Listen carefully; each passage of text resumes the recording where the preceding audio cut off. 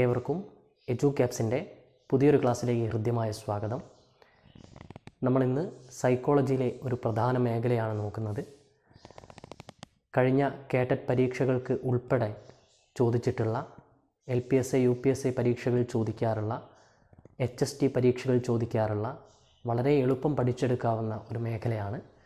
അപ്പോൾ നമുക്ക് ഇന്നത്തെ ക്ലാസ്സിലേക്ക് പോകാം.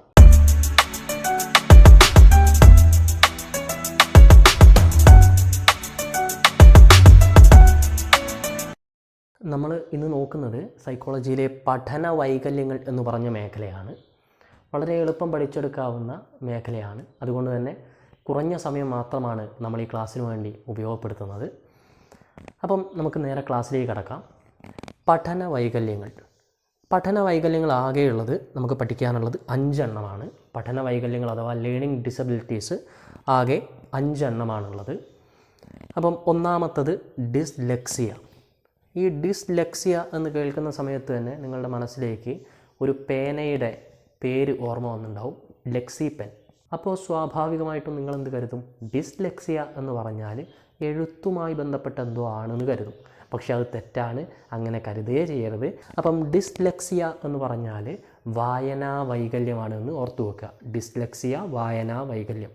അപ്പോൾ സ്വാഭാവികമായിട്ടും ഡിസ്ഗ്രാഫിയ, രണ്ടാമത്തെ ഡിസ്ഗ്രാഫിയ എന്ന് പറയുന്നത് എഴുത്തുമായി ബന്ധപ്പെട്ടായിരിക്കുമല്ലോ. അപ്പം ഡിസ്ഗ്രാഫിയ എന്ന് പറഞ്ഞാൽ എഴുത്തുമായി ബന്ധപ്പെട്ട വൈകല്യത്തിനെയാണ്, അല്ലെങ്കിൽ റൈറ്റിംഗ് ഡിസബിലിറ്റിയാണ് നമ്മൾ ഡിസ്ഗ്രാഫിയ എന്ന് പറയാം. അപ്പം ഞാൻ ആദ്യം പറഞ്ഞു ഡിസ്ലെക്സിയ എന്ന് പറഞ്ഞാൽ വായനാ വൈകല്യം. ഉദാഹരണത്തിന് ഒരു കുട്ടിക്ക് പുസ്തകം വായിക്കാൻ കഴിയുന്നില്ല. അവൻ്റെ കയ്യിൽ മലയാള പുസ്തകം കൊടുത്തു, അവനത് വായിക്കാൻ കഴിയുന്നില്ല, തീരെ പറ്റുന്നില്ല. ആ കുട്ടി നേരിടുന്ന പഠന വൈകല്യം ഏത് എന്ന് ചോദിച്ചാൽ അത് ഡിസ്ലെക്സിയ ആണ്. ഇനി മറ്റൊരു കുട്ടിക്ക് ടീച്ചർ ഒരു കാര്യം എഴുതാൻ വേണ്ടി പറഞ്ഞു. ആ കുട്ടി കുറേ ശ്രമിച്ചു, പക്ഷേ ഒന്നും കുട്ടിക്ക് എഴുതാൻ സാധിക്കുന്നില്ല എന്ന് പറഞ്ഞാൽ ആ കുട്ടി നേരിടുന്ന പഠന വൈകല്യം ഏതെന്ന് ചോദിച്ചാൽ ഡിസ്ഗ്രാഫിയ ആണ്. പരീക്ഷകൾക്ക് ഈ മേഖലയിൽ നിന്ന് നിരന്തരം ചോദിക്കാറുള്ള രീതി എന്ന് പറഞ്ഞാൽ ഡയറക്റ്റ് ചോദ്യങ്ങളല്ല, മറിച്ച് ഇൻഡയറക്റ്റ് ആയിട്ടുള്ള ചോദ്യങ്ങളാണ് വരിക. ഉദാഹരണത്തിന് ഞാൻ നേരത്തെ പറഞ്ഞ പോലെ ഒരു കുട്ടിക്ക് ടീച്ചർ മലയാളം ടെക്സ്റ്റ് ബുക്ക് കൊടുത്തു, വായിക്കാൻ ആവശ്യപ്പെട്ടു, കുട്ടിക്കൊന്നും വായിക്കാൻ കഴിയുന്നില്ല. അങ്ങനെയാണെങ്കിൽ ആ കുട്ടി നേരിടുന്ന പഠന വൈകല്യം ഏത് എന്നാണ് ചോദ്യം വരിക. ചോദിച്ചാൽ നമ്മൾ പഠന വൈകല്യം വായനയുമായി ബന്ധപ്പെട്ട വൈകല്യമാണ്, അത് ഡിസ്ലെക്സിയ ആണ് എന്ന് നമ്മൾ ഓർത്തു വെക്കും. ഇനി എഴുത്തുമായി ബന്ധപ്പെട്ട ഡിസ്ഗ്രാഫിയ, അത് രണ്ടും ഞാൻ പറഞ്ഞു വെച്ചു, വീണ്ടും ആവർത്തിക്കുന്നില്ല, നിങ്ങൾക്ക് മനസ്സിലായിട്ടുണ്ടാവുമെന്ന് കരുതുന്നു. ഇനി നമ്മൾ മൂന്നാമത്തേതിലേക്ക് പോവുകയാണ്, ഡിസ്കാൽക്കുലിയ. ഇത് വളരെ എളുപ്പമാണ്. ഡിസ്കാൽക്കുലിയ, കാൽക്കുലേറ്റർ നമ്മൾ ഉപയോഗിക്കുക ഗണിതവുമായി ബന്ധപ്പെട്ട കാര്യങ്ങൾക്കാണ്. അപ്പം കാൽക്കുലിയ എന്ന് കണ്ടാൽ ഒരു സംശയവും വേണ്ട, ഡിസ്കാൽക്കുലിയ എന്ന് പറയുന്നത് ഗണിതപരമായിട്ടുള്ള വൈകല്യമാണ്. ഒന്നും കൂട്ടിയാൽ എത്ര എന്ന് ടീച്ചർ ചോദിച്ചു, രാമുവിന് അത് ആൻസർ കിട്ടുന്നില്ല. ഒന്നും കൂട്ടിയാൽ എത്ര എന്ന് ടീച്ചർ ചോദിച്ചു, രാമുവിന് അതിൻ്റെ ഉത്തരം കിട്ടുന്നില്ല. അങ്ങനെയാണെങ്കിൽ രാമു നേരിടുന്ന പഠന വൈകല്യം ഏതെന്ന് ചോദിച്ചാൽ അത് ഡിസ്കാൽക്കുലിയ ആണ്. ഗണിതവുമായി ബന്ധപ്പെട്ട വൈകല്യമാണ് ഡിസ്കാൽക്കുലിയ. അപ്പോൾ നമുക്ക് സമയമില്ല, നേരെ നമ്മൾ അടുത്തതിലേക്ക് പോകുന്നു. കുറച്ച് സ്പീഡ് തന്നെയാണ് പറയുന്നത്, കാരണം ഒരുപാട് സമയമെടുത്ത് നിങ്ങൾക്ക് മറ്റു കാര്യങ്ങളൊക്കെ പഠിക്കാനുണ്ട്. ആ ഒരു സമയം ഞാൻ നഷ്ടപ്പെടുത്തുന്നില്ല. നേരെ നമുക്ക് അടുത്ത ഭാഗത്തിലേക്ക് പോവാം. ഡിസ്പ്രാക്സിയ എന്ന് കേട്ടാൽ എന്താണെന്ന് നമുക്ക് പെട്ടെന്ന് മനസ്സിലാവില്ല.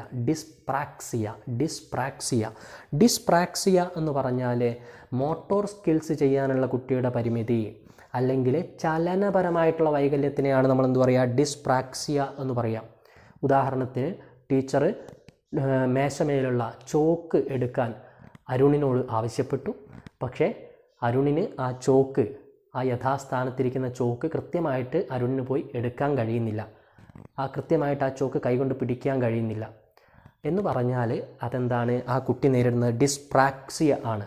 അല്ലെങ്കിൽ ടീച്ചർ അരുണിനെ ക്ലാസ്സിൻ്റെ മുൻഭാഗത്തിലേക്ക് വിളിച്ചു, പക്ഷേ അരുണിന് പിറകിൽ നിന്നും നടന്ന് എളുപ്പം എത്തിച്ചേരാൻ കഴിയുന്നില്ല. അപ്പം അരുണ് നേരിടുന്ന പ്രതിസന്ധി ഏതെന്ന് ചോദിച്ചാൽ അത് ഡിസ്പ്രാക്സിയാണ്, ചലനമായി ബന്ധപ്പെട്ടത്. കൈയുടെയും കാലിൻ്റെയും ഒക്കെ ചലനവുമായി ബന്ധപ്പെട്ട പരിമിതി, അല്ലെങ്കിൽ അതുമായി ബന്ധപ്പെട്ട വൈകല്യം. അപ്പം പഠന വൈകല്യം എന്ന് പറയുന്നത് നമ്മളതിനെ പഠനവുമായിട്ട് കണക്ട് ചെയ്യണം. മറ്റൊരു ഉദാഹരണം കൂടെ നോക്കാം. അരുണിന് ടെക്സ്റ്റ് ബുക്കിൻ്റെ പേജുകൾ കൃത്യമായി മറിച്ചിടാൻ കഴിയുന്നില്ല. അരുൺ നേരിടുന്ന പഠന വൈകല്യം ഏതെന്ന് ചോദിച്ചാൽ, അല്ലെ അരുൺ നേരിടുന്ന വൈകല്യം ഏതെന്ന് ചോദിച്ചാൽ അത് ഡിസ്പ്രാക്സിയ ആണ്. ചലനപരമായിട്ടുള്ള അല്ലെങ്കിൽ മോട്ടോർ സ്കിൽസ് ചെയ്യാനുള്ള പരിമിതിയാണ് നമ്മൾ എന്ത് പറയുക, ഡിസ്പ്രാക്സിയ.